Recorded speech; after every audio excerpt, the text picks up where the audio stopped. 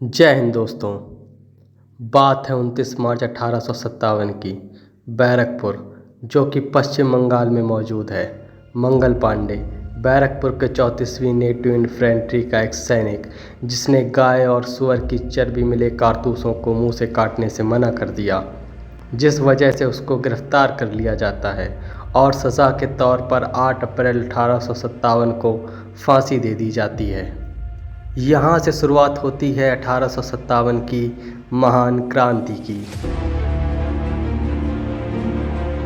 पहला विद्रोह 10 मई 1857 को मेरठ के 34वीं रेजिमेंट सिपाहियों द्वारा देखने को मिलता है।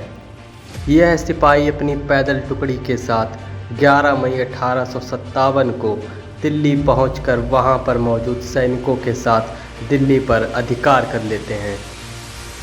80 साल के मुग़ल बादशाह बहादुर शाह ज़फ़र को भारत का बादशाह घोषित किया जाता है।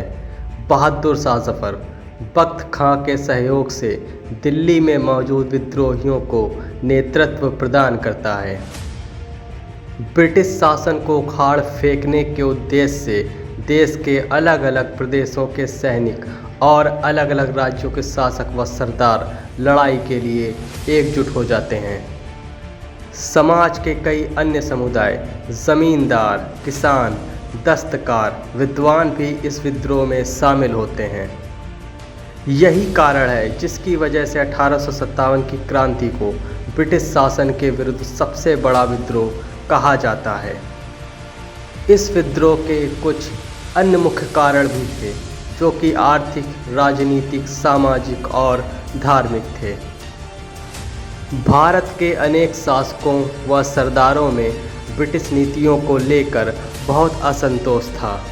अंग्रेज उनके साथ सहायक संधि करते थे और इन संधियों को मनमर्जी तोड़ दिया करते थे।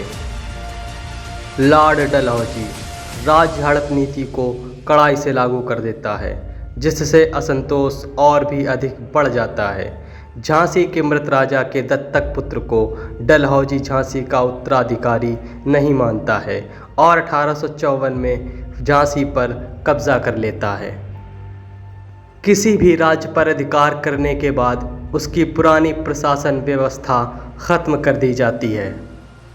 अंग्रेजों के द्वारा लागू की गई भूमि व्यवस्था से किसानों की हालत बदतर हो जाती है। जब इंग्लैंड में तैयार हुआ माल भारत में पहुंचने लगता है तो यहाँ के पुराने हस्तशिल्प बर्बाद हो जाते हैं। अंग्रेज़ों की नीति व आचरण से लोगों में यह डर भी पैदा हो जाता है कि ब्रिटिश शासन उनके धर्म और रीति रिवाजों को नष्ट कर देने पर अड़ा हुआ है।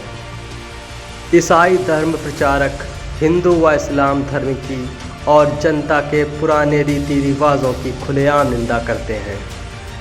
अतः अनेक लोग अपने धर्म के नाम पर ब्रिटिश शासन के विरुद्ध विद्रोह में शामिल होते हैं। ब्रिटिश शासन के लिए काम कर रहे भारतीय सैनिकों को भी बहुत सारी शिकायतें होती हैं। फौज में ऊंचे पद सिर्फ यूरोपीय अफसरों के लिए थे। भारतीय और यूरोपीय सैनिकों के वेतन में भी बहुत अंतर था। भारतीय सैनिकों को लड़ने के लिए समुद्र पार भेजा जाता था। उस समय हिंदुओं का धार्मिक विश्वास था कि समुद्र पार जाने से धर्म नष्ट हो जाता है, जिस वजह से भारतीय सैनिकों में भी विश्वास बैठ जाता है कि उनका धर्म खतरे में है। इसी दौरान सैनिकों को एक नए किस्म की एनफील्ड राइफल दी जाती है, जिसके कारतूसों में गाय और सुअर की चर्बी लगी होती है। राइफल कारतूस में भरने से पहले उस पर लगे कागज़ को दांतों से काटना होता है। यह बात धीरे धीरे सभी भारतीय सैनिकों तक पहुंच जाती है। चर्बी वाले इन कारतूसों के इस्तेमाल से हिंदू और मुसलमान सैनिकों की धार्मिक भावनाओं को ठेस पहुंचता है। यही अफवाह विद्रोह का तात्कालिक कारण बनती है। सैनिक कारतूसों के इस्तेमाल से मना कर देते हैं, जिसके कारण मेरठ में 85 भारतीय सैनिकों को जेल की लंबी सज़ा सुनाई जाती है। 24 मार्च 1857 को बैरकपुर छावनी के सिपाही मंगल पांडे चर्बी युक्त कारतूसों के प्रयोग के विरोध में अपने अधिकारी लेफ्टिनेंट बाघ व सर्जेंट विल्सन को गोली मार देते हैं।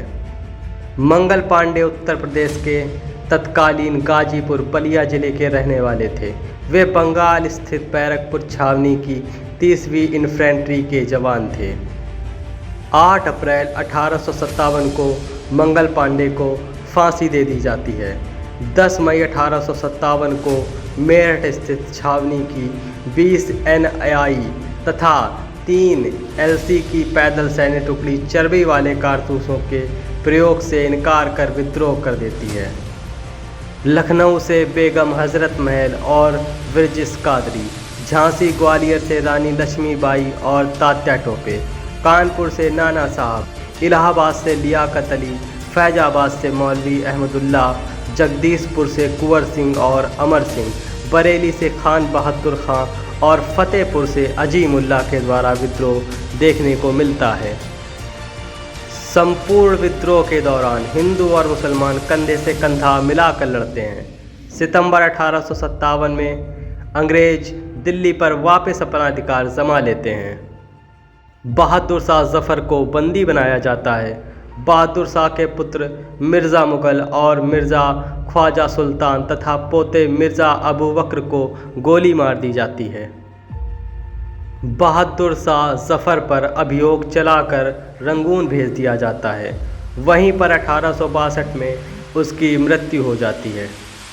बहादुर शाह जफ़र की मज़ार पर लिखा है, जफ़र इतना बदनसीब है कि उसे अपनी मातृभूमि में दफन होने के लिए ज़मीन भी ना नसीब हुई।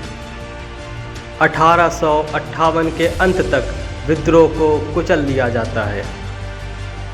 विद्रोह के दौरान भारतीय सैनिकों ने अंग्रेज़ों और युद्धबंदियों के साथ क्रूरतापूर्वक व्यवहार किया था। विजयी ब्रिटिश सैनिक बड़े पैमाने पर अत्याचार करते हैं और कई लोगों को मार देते हैं। अनुमान लगाया जाता है कि लगभग 1.5 लाख लोगों की हत्याएं की जाती हैं। बड़ी संख्या में विद्रोहियों को फांसी पर चढ़ा दिया जाता है और अमानवीय यातनाएं दी जाती हैं। जॉन लॉरेंस कहते हैं कि यदि विद्रोहियों में एक भी योग्य नेता होता तो हम हार जाते। RC मजूमदार कहते हैं, यह ना तो प्रथम, ना ही राष्ट्रीय और ना ही स्वतंत्रता संग्राम था।